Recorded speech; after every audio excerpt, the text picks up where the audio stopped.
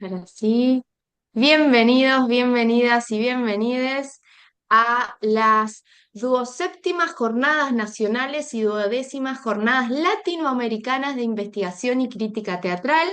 Seguinos en las redes sociales y en la página web de ICRIT y entérate de toda la información de estas maravillosas jornadas. Si nos estás viendo ahora por el canal de YouTube, te invitamos a dejar un comentario. Tenemos una mesa bien federal e internacional. Me encuentro muy feliz de poder coordinarla. Y comenzamos con la primera investigadora. Le damos la bienvenida a Dileyo Olivia, Los escondrijos del drama burgués, Ibsen, revisitado por Marcelo Savignone del IAE. Bienvenida, Lidia. Muchísimas gracias.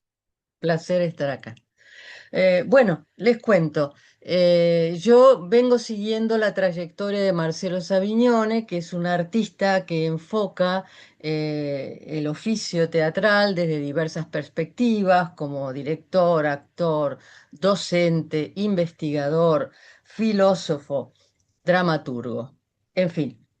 Y como sabemos, él como hacedor de teatro tiene piezas propias, pero también apropiaciones de textos clásicos del teatro occidental. En este caso, mi trabajo tiene que ver con La imaginación enferma, su última creación, que presentó con su compañía Cuerpos hace muy poquito, a principios de abril, en el Teatro del Pueblo. Esta pieza se inscribe en un nutrido corpus de obras en la que el artista investigador propone una reflexión crítica sobre el teatro. Esta pieza en particular consiste en una relectura de Un enemigo del pueblo y establece fuertes vínculos intertextuales con Eda Gabler, obras emblemáticas de Henrik Ibsen. Pero Savignone estalla el Ibsen canónico.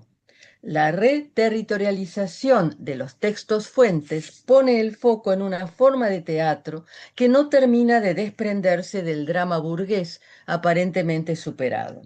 Él busca exponer el revés de la trama del drama moderno, su estructura, sus implicancias ideológicas, su domesticación. Lo que resulta particularmente interesante es que él toma un típico drama burgués y desde dentro del mismo hace una crítica deconstruyéndolo.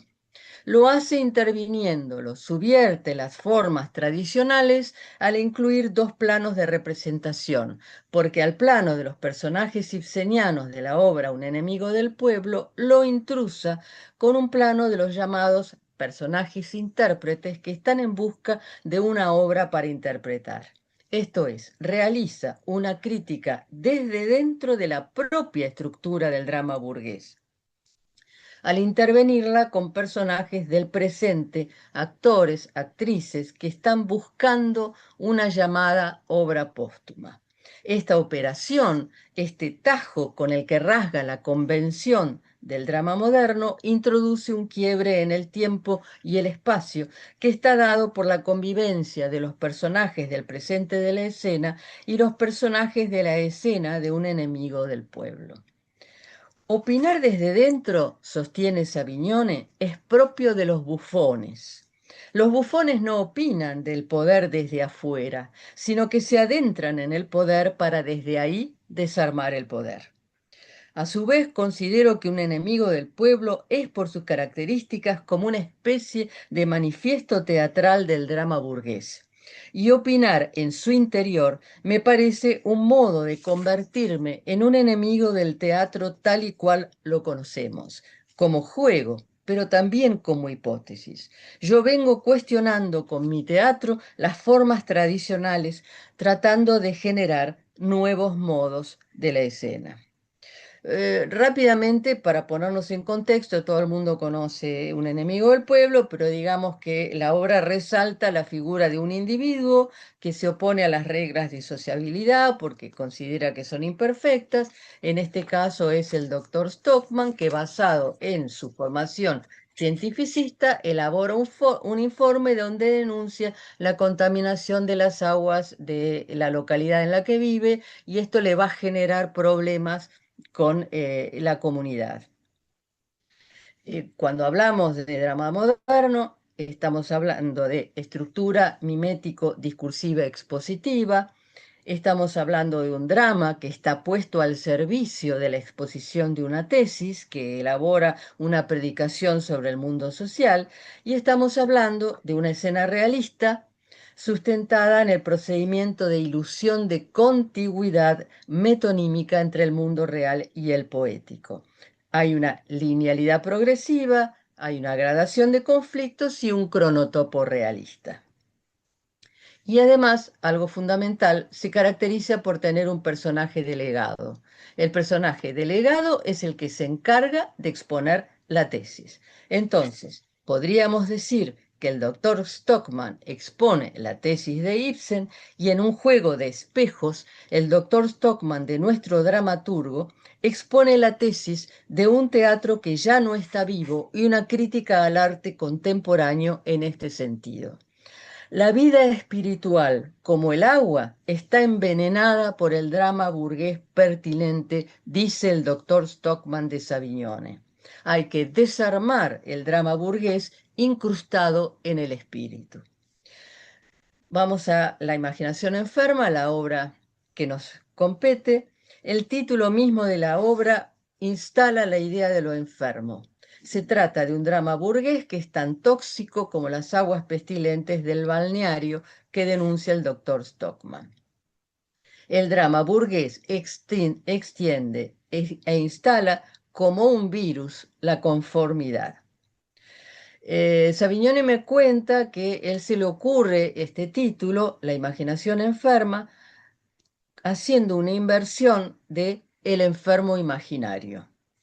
Dice, hay algo de nuestro imaginario que no puede imaginar más allá de lo que viene imaginando. Frente a eso me apareció la idea de un enfermo imaginario, pero haciendo una inversión, porque ahora es la imaginación como elemento central en el arte lo que está enfermo. Entonces, Stockman deviene el personaje delegado que denuncia la pobreza del teatro, critica el drama burgués interviniéndolo, pero sirviéndose de un drama burgués y se transfigura en una suerte de un enemigo del teatro. Si hay algo que caracteriza esta pieza es el cruce de discursos. Hay un juego de intertextualidades en el que aparece diversidad de figuras, desde el espectro de Hamlet, Edipo, Marx, incluso Papá Noel, y figuras relevantes de la filosofía, porque como sabemos, el universo filosófico a esta altura es absolutamente constitutivo de la poética de Savignone. No por acaso el creador categoriza su obra como drama filosófico. Su poética articula de un modo singularísimo lo performático y lo filosófico. Su filosofar se expresa en los cuerpos. Pero sin duda el intertexto más significativo es con Eda Gabler. Eda es un personaje de fuerte relevancia en la miscigenación enferma, se interpreta a sí misma, pero también tiene a cargo decir diálogos que pertenecen a un enemigo del pueblo, hay toda una mixtura de diálogos y de escenas. Pero en esta mixtura no se agota la intervención de la obra, hay un movimiento muy interesante. Promediando la pieza, Savignone equipara a Stockman, el médico, con Longbourn, el escritor inestable de Eda. Vincula el texto informe de Stockman con el manuscrito de Longbourn, y ese manuscrito va a devenir en un manifiesto del teatro. Esta condensación, informe, manuscrito, manifiesto, resulta singularmente potente, porque es un grito de alerta frente al peligro de un teatro adocenado. Pero hay otra operación también no menos poderosa y que es una suerte de degradación de degradación. Si nosotros recordamos la réplica final de Eda Gabler sobre la muerte bella, donde ella supone que el escritor Diría, eh, perdón, están quedando 2 minutitos.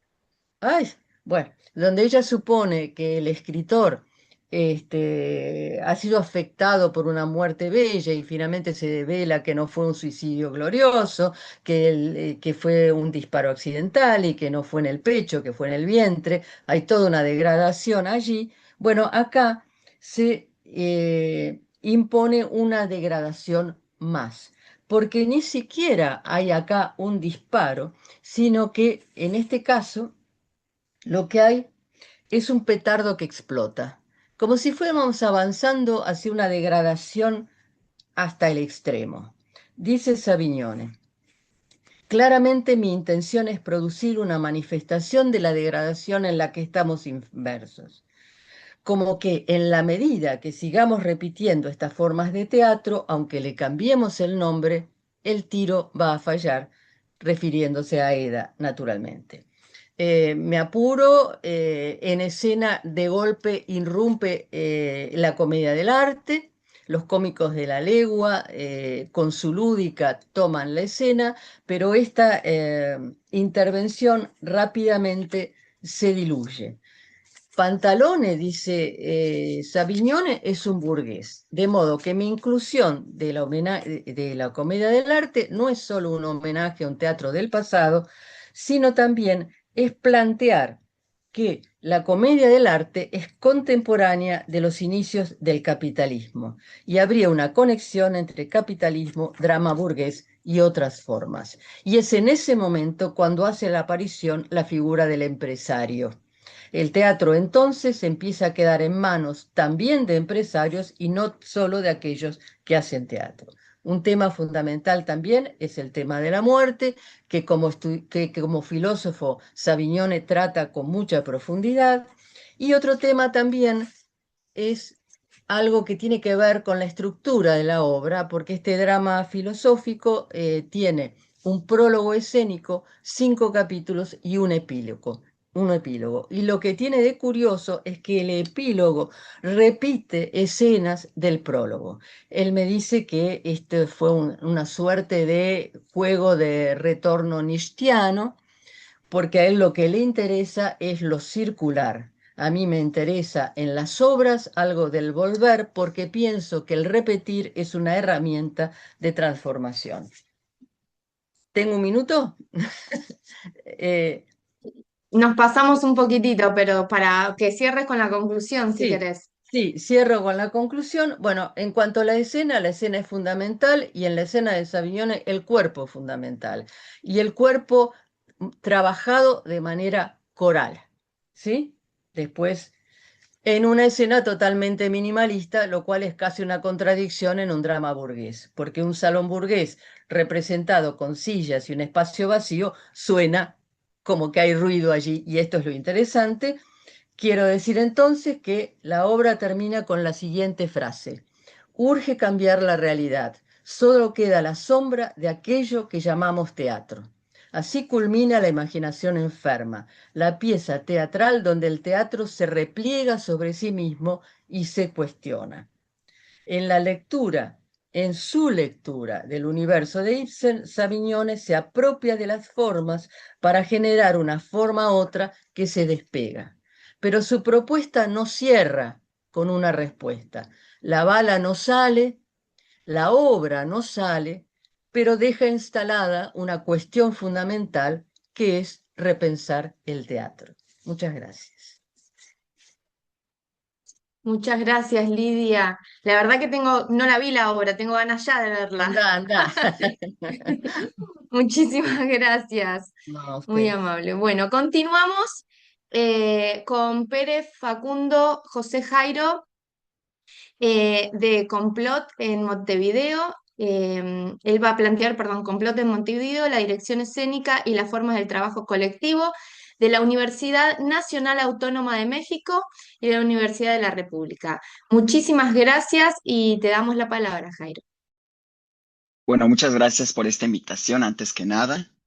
El presente trabajo, titulado Complot en Montevideo, la dirección escénica y las formas del trabajo colectivo, propone analizar la relación entre dirección escénica y modos de organización del trabajo en el teatro montevideano contemporáneo. En este marco, la dirección no se comprende únicamente como un rol técnico vinculado a la puesta en escena, sino como un modo de pensamiento artístico que se configura en estrecha relación con las condiciones concretas de producción. Desde esta perspectiva, la dirección no se limita a organizar los elementos del espectáculo, sino que articula decisiones estéticas, dinámicas de trabajo y formas de construcción colectiva. Esto implica desplazar la mirada desde la obra terminada hacia los dispositivos que hacen posible su producción. En este sentido, la pregunta que orienta este análisis es la siguiente. ¿Qué ocurre cuando una compañía teatral se organiza alrededor de directores y no de actores? Esta pregunta permite abordar el caso de Complot no únicamente como una experiencia singular o paradigmática, sino como un dispositivo que habilita repensar la relación entre dirección escénica y trabajo colectivo. Bueno, Complot. Complot fue una compañía de artes escénicas activa en Montevideo entre 2004 y 2018, fundada por Gabriel Calderón y Martinita Musu, a la que posteriormente se vincularon creadores como Mariana Perkovich, Sergio Blanco y Ramiro Perdomo.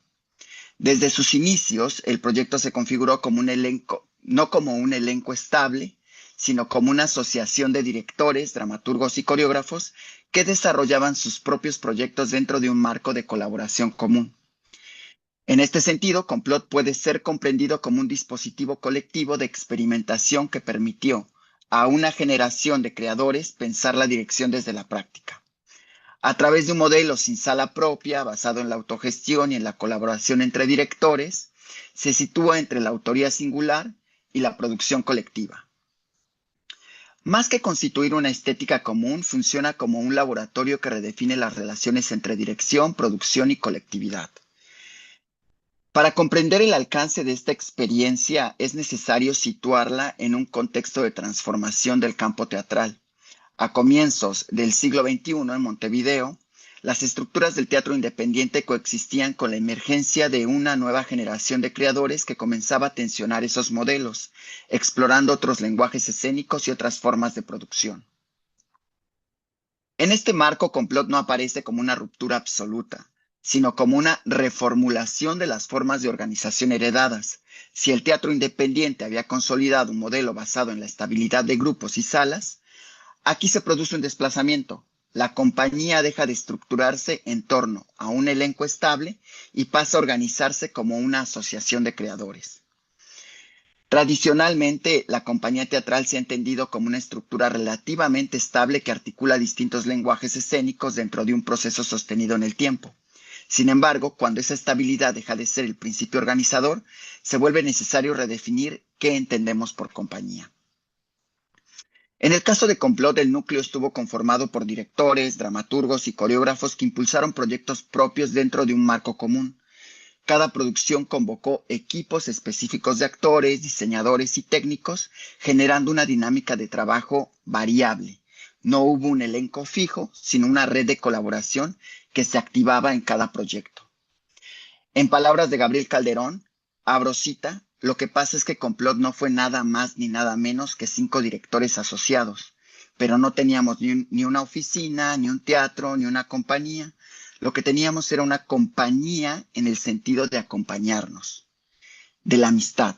Cierro cita. Esta afirmación permite desplazar la noción de compañía desde su dimensión estructural hacia una lógica de vínculo. La compañía no se define por su infraestructura ni por la estabilidad de sus integrantes, sino por una forma de relación basada en el acompañamiento, la afinidad y el trabajo compartido.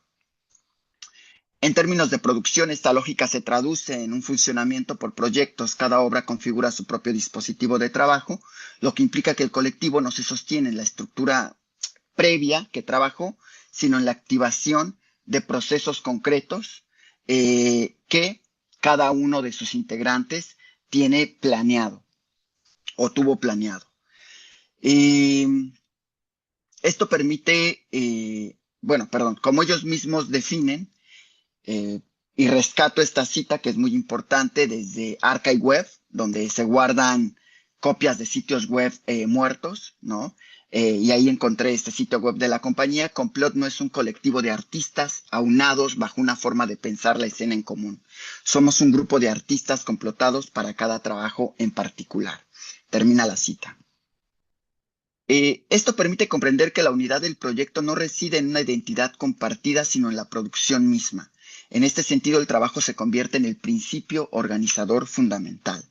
Siguiendo a Jorge Dubati, el hecho teatral no se limita al resultado escénico, sino que implica un conjunto de condiciones de producción, prácticas y saberes que hacen posible su existencia. Desde esta perspectiva, el funcionamiento de complot puede entenderse como una reorganización concreta de esas condiciones en el que la producción, creación y gestión se articulan dentro de una misma práctica. En consecuencia, más que una compañía en el sentido tradicional, complot puede ser entendido como una forma de organización que desplaza el eje de la estabilidad estructural hacia la dinámica relacional, afectiva y productiva del trabajo escénico. Este desplazamiento no solo redefine qué es una compañía, sino que incide directamente en los modos en que se producen los espectáculos y en la manera en que se concibe la dirección dentro de esos procesos. Ahora bien, es precisamente en este punto donde emerge uno de los aspectos más significativos del proyecto, la coexistencia de poéticas diversas. Esto permite formular una segunda pregunta. ¿Qué tipo de colectivo es posible cuando no se comparte una estética en común?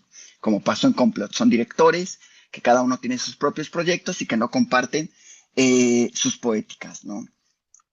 Bueno, en el caso de Complot, la diferencia no se presenta como un obstáculo a superar, sino como un principio activo de organización. El colectivo no se estructura en torno a una síntesis estética, sino a la coexistencia de prácticas heterogéneas que se sostienen en la relación. Como señala nuevamente Calderón, en Complot lo que nos une es que pensamos diferente. No hay un método que compartamos. Creemos que en este cruce hay mucho valor. Desde esta perspectiva, la heterogeneidad no constituye un problema a resolver, sino una condición de producción. Las distintas poéticas no se integran en una unidad, sino que permanecen en tensión, configurando un espacio en el que cada práctica se expone a la mirada de los otros. Esta tensión adquiere un carácter productivo en la medida en que se habilitan instancias concretas de intercambio, la participación de los integrantes en los procesos de los otros, la observación de ensayos, la discusión de decisiones escénicas. Estas dinámicas no buscan unificar criterios, sino abrir un campo de interrogación en el que cada propuesta pueda ser puesta en cuestión. Me quedan 2 minutos. En este sentido, el disenso ocupa un lugar central, como afirma Calderón. Abro cita, el disenso es un valor muy importante, cierro su cita. Lejos de debilitar el funcionamiento del colectivo, las tensiones internas constituyen una de sus principales potencias, en tanto sostienen un espacio de confrontación que dinamiza los procesos de creación. De ahí el nombre del colectivo, complot, complotarse entre ellos mismos.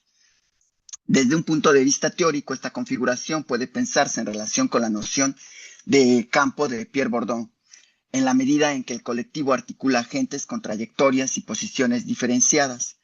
La unidad del proyecto no se funda en la hegemoneidad, sino en la relación entre diferencias que se mantienen activas dentro de un mismo espacio de producción.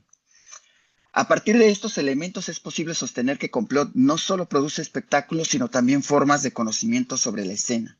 La dirección escénica deja de entenderse únicamente como una función artística para configurarse como una práctica que organiza el trabajo, interviene en el campo teatral y produce pensamiento en el hacer. Este desplazamiento resulta clave porque permite situar la reflexión sobre la dirección no únicamente en el plano teórico discursivo, sino en los procesos concretos de creación.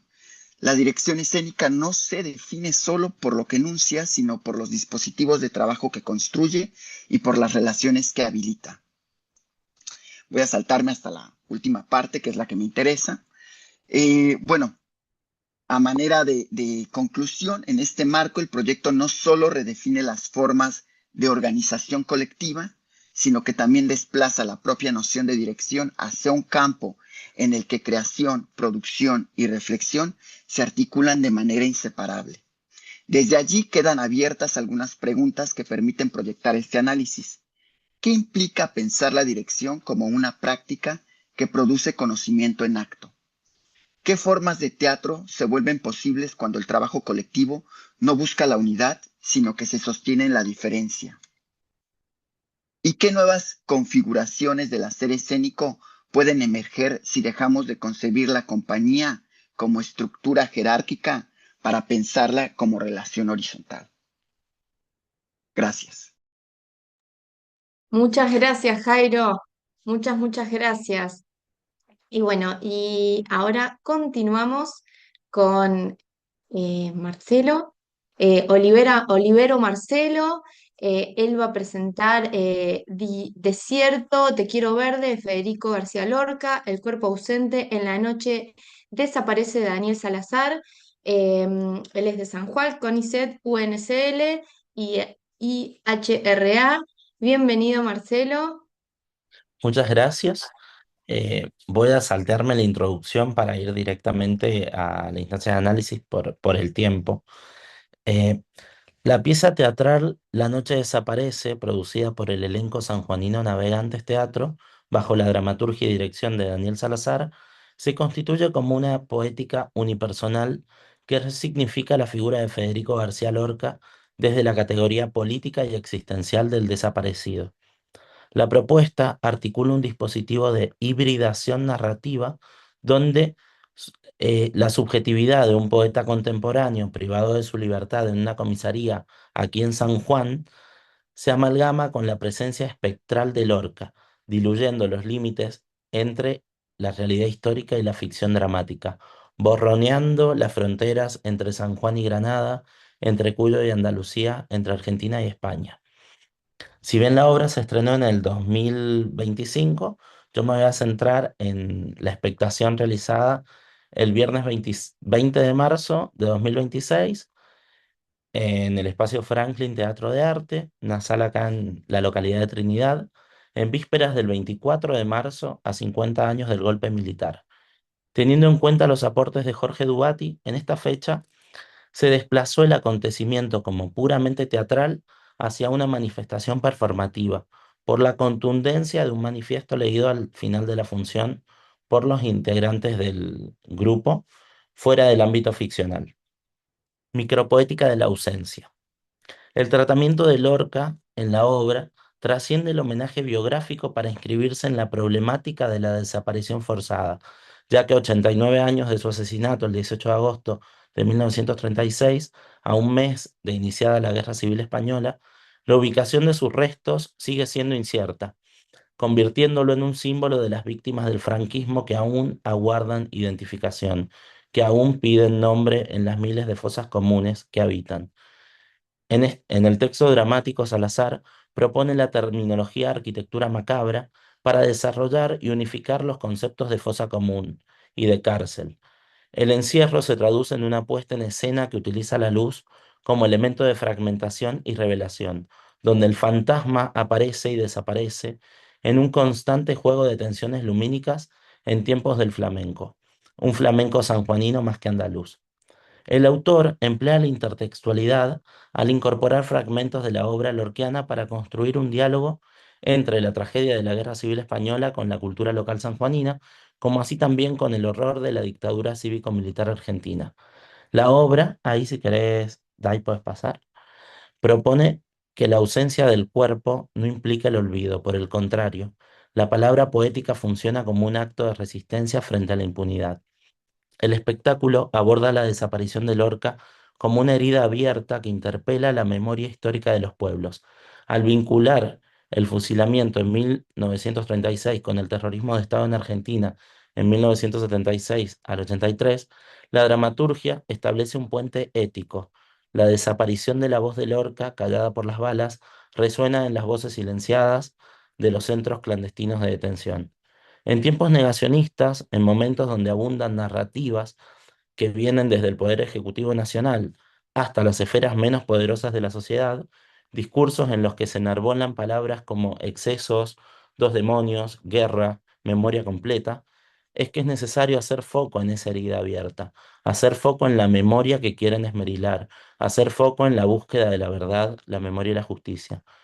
El cuestionamiento del número 30.000 ¿busca una verdad histórica o tiene como fin deslegitimar la lucha de las abuelas de Plaza de Mayo y la gravedad de los crímenes probados en la justicia? La hipótesis de la memoria completa sirve para encontrar a los desaparecidos que faltan o funciona como un distractor para dejar de buscar responsabilidades estatales en la apropiación de menores y la desaparición de civiles. ¿Bajo qué mecanismos de poder se narra la historia? ¿Quién posee los cuerpos de la verdad? Aquí, del cuerpo que vamos a hablar es del cuerpo del intérprete, Nacho Carovera. En él se materializan las ausencias, los silencios, las desapariciones.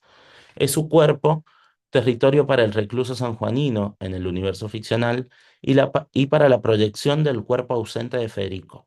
Podemos desplegar la corporalidad actoral siguiendo a Dubati en una amalgama de tres dimensiones: el cuerpo natural social, el cuerpo afectado, el cuerpo poético. En el acontecimiento teatral es fundamental el encuentro de los cuerpos mediados por la poiesis corporal, más la expectación en convivio. Esos tres acontecimientos generan el teatro, una presencia de cuerpos. ¿Qué pasa cuando el cuerpo está ausente? ¿Qué acontecimientos desaparecen junto con los cuerpos? ¿Qué pasa cuando la luz no puede reflejarse en ninguna piel? ¿Qué acontecimientos marcan la historia de un cuerpo? ¿Es quizá el teatro la manera más contundente para anunciar la ausencia de los cuerpos, ya que sin ellos no existe? En La noche desaparece, la historia del cuerpo está marcada por la represión y el encierro. Fechas anotadas en las paredes de una cárcel sanjuanina son marcas temporales de una historia maldita que atraviesa el cuerpo del poeta en presencia y el de Lorca en algún lugar del mundo. La memoria de un cuerpo ausente en el teatro se manifiesta como una teatralidad de la ausencia. Dubati define la historia del teatro como la historia del teatro perdido, porque es irrecuperable, el efímero momento del acontecer teatral. Hablar del teatro es hablar de lo perdido. El cuerpo de Lorca y los de las víctimas de la dictadura argentina son cuerpos que hasta el día de hoy no aparecen, convirtiéndose en una presencia espectral que el teatro intenta materializar mediante la palabra, mediante otros cuerpos. El teatro funciona aquí como una herramienta de presencia.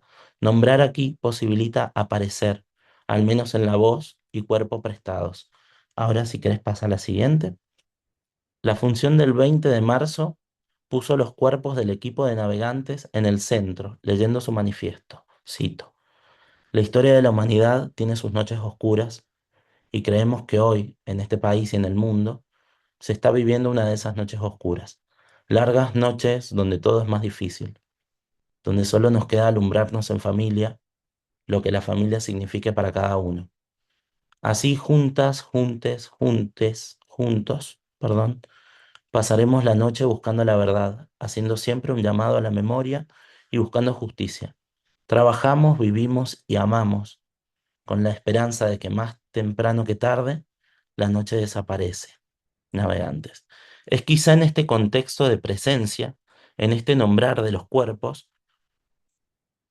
es quizá una ineludible experiencia que performa la ausencia de Federico, la ausencia de nuestros desaparecidos, la fragilidad del recuerdo de esos cuerpos, lo que el tiempo borra de la memoria, lo que los cuerpos presentes pueden llegar a restaurar. Es así que la presencia corporal del grupo en sí misma potencia la ausencia. Los cuerpos del elenco se yerguen como el primer territorio de lucha contra un negacionismo. Ser soberanos de nuestro cuerpo es la noción primaria de la libertad que la dictadura y el terror de Estado intentaron arrasar. Cuerpo, cuerpos, cuerpo. No hay sinónimos para escaparse de esa palabra. En España existen aproximadamente 114.000 víctimas de desapariciones forzadas, cuyos restos son sombras en el paisaje de fosas comunes sin identificar. En Argentina son 30.000 en la memoria colectiva. El poeta ficcional desde el encierro canta: va a llover, por fin va a llover en este pueblo. Metáfora de la llegada de la verdad que calma la sed de los pueblos que buscan a sus muertos. Mientras el desierto es la ausencia de agua que sustenta la vida física, la desaparición es la noche que oculta la identidad. ¿Cuándo florece lo verde en el desierto? Florece cuando el teatro permite que la voz desaparecida retorne. La puesta en escena de Salazar tensiona la aridez del paisaje con la exuberancia de la poesía. Ahora, si querés cambiar la última. Esta vinculación histórico-territorial poética demuestra que la memoria es un proceso activo, un florecimiento que requiere que la voluntad política y del arte estén presentes para existir en medio de la nada. En la poética de Salazar, enraizada en la lorquiana, lo verde aparece a través de la intertextualidad. El poeta en su celda recita: verde, que te quiero verde, con el deseo de vida y justicia en el árido paisaje sanjuanino. Que un desierto se llene de agua y florezca. que la noche se llene de luz y desaparezca, que la arquitectura macabra deje ver dónde están los cuerpos de los desaparecidos. Gracias.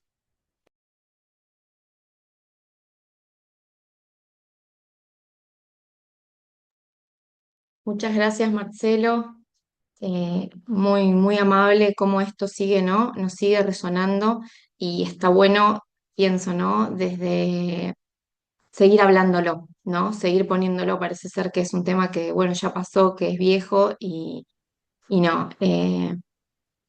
Así que bueno, ahora, si les parece, eh, yo tengo quería ver si ustedes tenían entre ustedes alguna pregunta, les había quedado ahí algo o algún comentario que les faltó o que quisieran decir. ¿Hay un tiempito?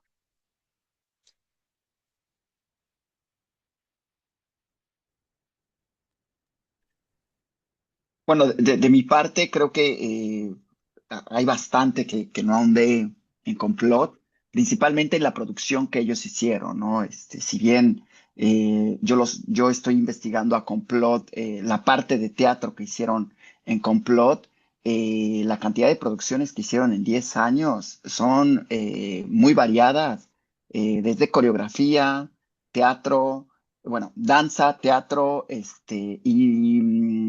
también hicieron gestión cultural, muchos proyectos internacionales y por ahí está una entrevista donde su idea justo era hacer teatro en Uruguay y exportar el teatro uruguayo, ¿no? Hacer ver al mundo que se hace teatro en Uruguay y que se hace teatro de calidad. Y creo que lo lograron en esos 10 años, posicionaron a Uruguay y lo pusieron en un nivel que, bueno, estos tres nombres, principalmente en el campo de la dirección, Mariana Perkovich, Sergio Blanco y Gabriel Calderón, son tres referentes muy importantes de teatro acá en el Uruguay, y no solo en el Uruguay, ¿no? En Europa, en América Latina, etcétera. Y interesante su producción, como digo, teatral, ¿no? Desde la perspectiva de la dirección, que es lo que me interesa a mí, que es en lo que estoy enfocado, pero también la producción que tienen Sergio Blanco principalmente y Gabriel Calderón en cuanto a dramaturgia, ¿no? Y la cantidad de traducciones que se han hecho en los diferentes idiomas, ¿no? Creo que hay traducciones en coreano, en francés, diferentes idiomas, o sea, están despegados estos creadores que arrancaron con Complot, ¿no? Y que, bueno, ahora son referentes en el teatro uruguayo contemporáneo, montevideano contemporáneo. Ok. A mí me parecía muy interesante que hacía como una conexión entre ustedes tres y digo, ¿cómo está? Venía con Lidia esta idea que propone de Marcelo Savignone, la idea de romper el teatro empresarial, ¿no? Reformularse el teatro independiente, justamente Jairo con Complot, esta propuesta de no teatro independiente o de compañía, sino una propuesta como de asociados, ¿no? Y que cada uno y cada una tenga su proyecto dentro. Y por último, con el trabajo de Marcelo, ahí sí me queda una duda si esta propuesta de espectáculo lo hicieron solamente para las vísperas del 23 y el 24 de marzo o lo siguieron haciendo. Entonces, quería hacer como unas pequeñas preguntas a cada uno y me parece también muy interesante, Lidia, como, bueno, Marce, a mí, Marcelo Savinero me encanta particularmente. em, me preguntaba cómo él lo pensaba desde su territorialidad, ¿no? Es como que él, la idea esta de teatro empresarial, por ejemplo, está en Cava. Es decir, acá en San Luis, donde estoy yo, no está la idea de teatro empresarial, ¿no? No está ese recurso, no sé, Marce puede decir en Cuyo también, porque él es de San Juan. No está esta idea. Entonces digo, qué fuerte como la territorialidad tanto en los tres lugares, ¿no? Que plantearon en esta mesa, está muy marcada. Eh, entonces, una de la pregunta que te quería realizar, Lidia, era cómo Marcelo siempre trabaja con la idea de teatro político, ¿no? De querer decir y cómo dice, más allá de su idea de romper y proponer un nuevo teatro independiente, como también la pregunta es si está planteando también desde este espectáculo algo con el gobierno nacional o planteándose, ¿no? Dentro de cómo él está bien posicionado en contra, ¿no? Del gobierno, ¿cómo lo ves como paralelamente, ¿no? Entre la obra y lo que él propone en su idea política? Mira, No sé si se entiende. él habla de política a través de su teatro, claramente, ¿no? Y está claro que está muy preocupado por las poéticas de consumo, y creo que el drama burgués tiene claramente unas poéticas de consumo que llevan a un espectador pasivo, a la complacencia, a un teatro que no te transforma. Este, Esto está ahí, pero yo creo que más allá de esto, él dice, si estamos asistiendo a una escena donde una película se lleva a las tablas y tiene éxito, bueno, tenemos que preguntarnos qué está pasando. ¿Ese es el teatro que nosotros realmente queremos? ¿Ese es el teatro que hemos buscado y que estamos buscando? Este, ¿Qué clase de espectador tenemos? ¿Qué teatro tenemos para ofrecer? Y yo diría que más allá de eso es también develar los propios mecanismos de domesticación que uno tiene incorporados y de los que no tiene conciencia. No es meramente una crítica, si se me permite, a un teatro de la calle Corrientes o a un teatro adocenado suponte en el teatro independiente, a fórmulas repetidas, sino que es un proponer una mirada hacia sí mismo. Y cuando uno piensa que de golpe está innovando y en el fondo sigue atado a estas viejas estructuras que no ha podido sacarse de encima, ¿no? Porque a veces pareciera que porque se refrenden ciertas estructuras o porque se oponga a ciertas estructuras, esto está cambiando algo y a lo mejor no es tan así. Y esto es lo que me parece interesante. Me parece que él se repliega sobre su propio teatro diciendo, ¿qué puedo aportar en el teatro contemporáneo? Y inclusive él lo pone, yo te diría, un poquito más allá, algo que no sea meramente una crítica, algo que no sea para hacer frente y criticar, sino el propio cuestionamiento para repensar su propio teatro y qué es lo que puedo hacer desde mi propia poética. Y este es un trabajo y una búsqueda que él viene haciendo hace mucho tiempo y yo creo que en esta obra está como muy, muy, muy, muy presente, por ahí, mucho más claro por ahí que en otras en las que estaba, pero que estaba más en el fondo. Acá está como que fondo y superficie se amalgaman en una rara mixtura, ¿no? Esto es lo que yo creo y esto es lo que me parece más interesante de esta propuesta. Muchas gracias, Lidia. Hermoso. Bueno, Jairo, quería preguntarte, me encantó esta idea que pone de compañía, como compartir, bueno, hermoso también realmente, toda la propuesta de complot y que lo hayan podido esto, ¿no? Sostener durante 10 años. Pero a mí a mi pregunta particularmente tiene que ver cómo llegaste, ¿no? Desde tantos kilómetros de México hasta poder trabajar y conectar con Uruguay y con esta compañía. Me parece muy interesante el saber cómo conectaste y cómo llegaste tantos kilómetros, habiendo tanto teatro también muy interesante y excelente en México. Bueno, es una larga historia, voy a tratar de hacerla corta.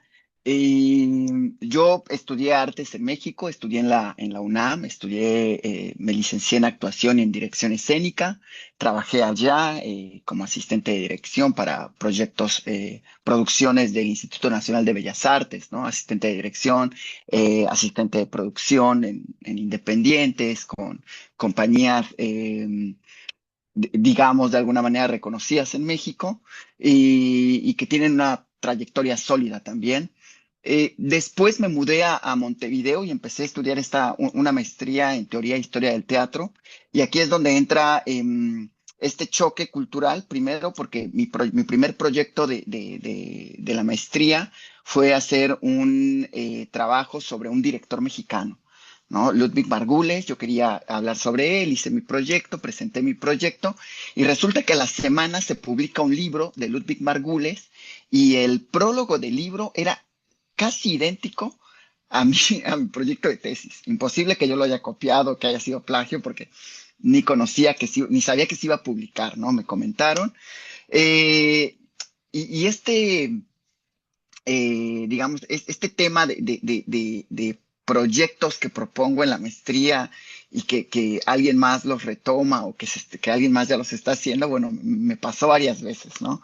Después hice una serie de entrevistas en América Latina con diferentes directores, ¿no? Argentinos, principalmente en Centroamérica, Guatemala, Honduras, El Salvador, quería enfocarme en ellos, pero también tener referencia de Argentina, de Chile, de México, etcétera. Estas entrevistas están ahí, han sido parte de mi comida, ¿no? Para poder cocinar todo esto, parte de mis ingredientes también, pero no tuvieron mayor resultado porque sentía muy alejado todavía el tema.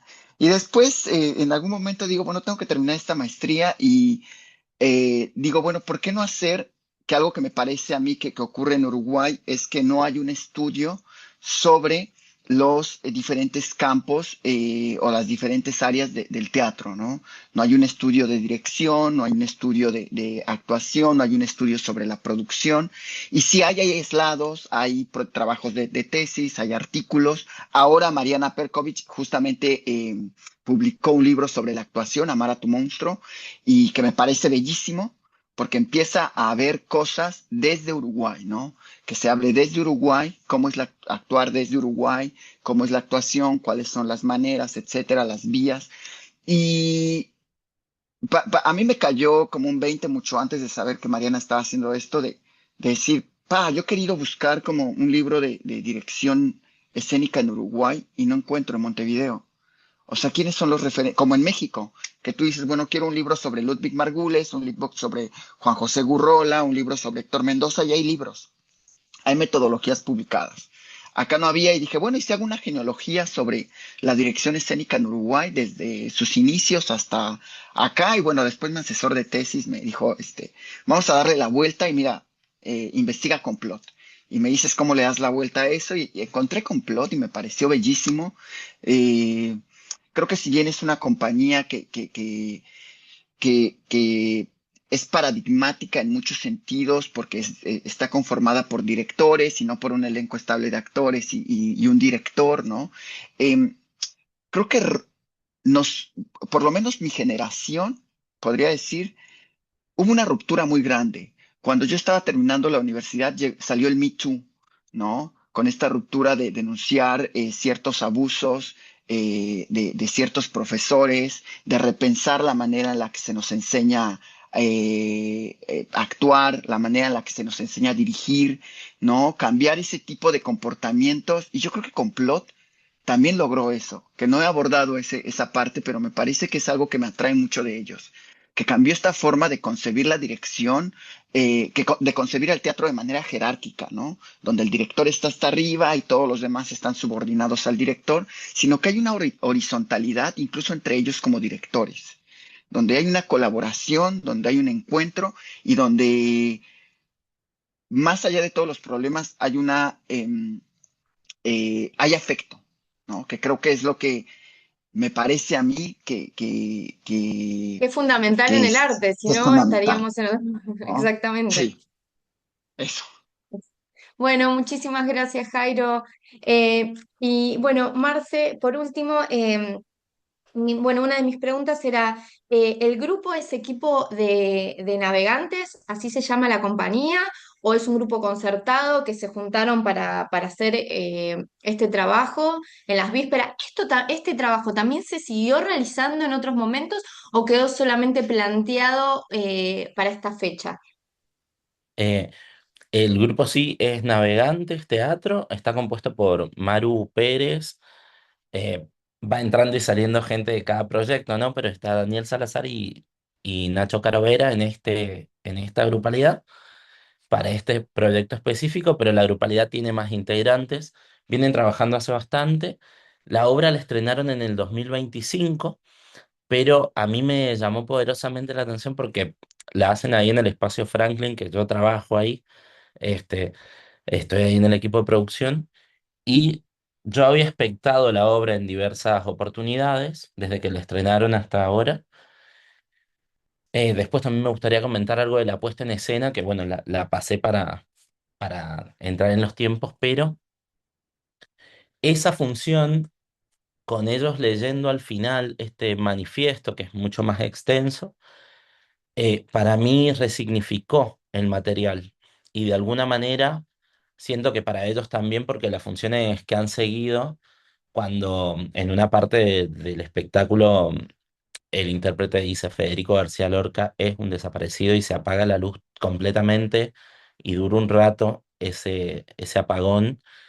eh, se ha reconfigurado desde esa función para mí, por eso decidí trabajar en particular con eso. Y otra de las motivaciones fue el video que publicó la Casa Rosada el 24 de marzo, ¿no? Llamado Memoria Completa y todo, una manipulación de la historia desde mi punto de vista particular.